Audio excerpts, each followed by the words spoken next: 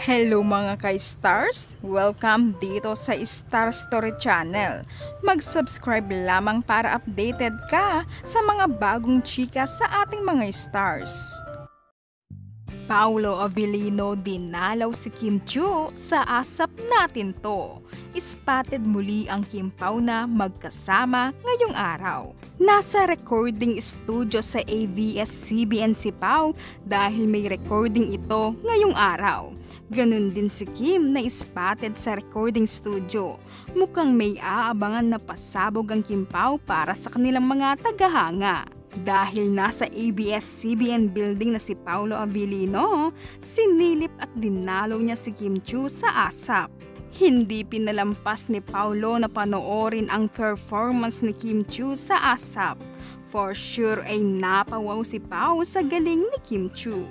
Pagkatapos naman ng prod ni Kim ay agad-agad niyang pinuntahan si Paolo Avellino sa backstage. Nagbahagi ng video clip ang mini Miss You Grand Winner na si Ariana Kelsey na kinukulit ang Kim Pao. Cute na cute ang Kim Pao kasama ang mga bata na parang masayang pamilya raw sila.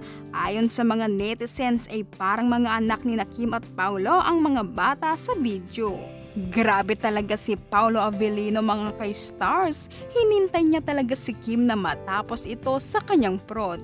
At kahit na matagal siyang maghintay ay hihintayin pa rin niya si Kim Chiu. Hindi aalis si Pao hanggat hindi nasisilayan ang ganda ni Kim Chiu. Mapapansin sa video ay grabe na naman makatitig si Pao kay Kim.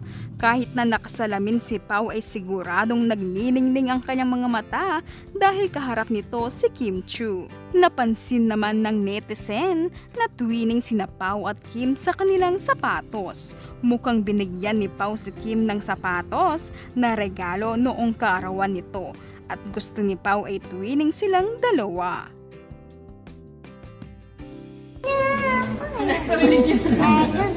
Wala na siyang choice.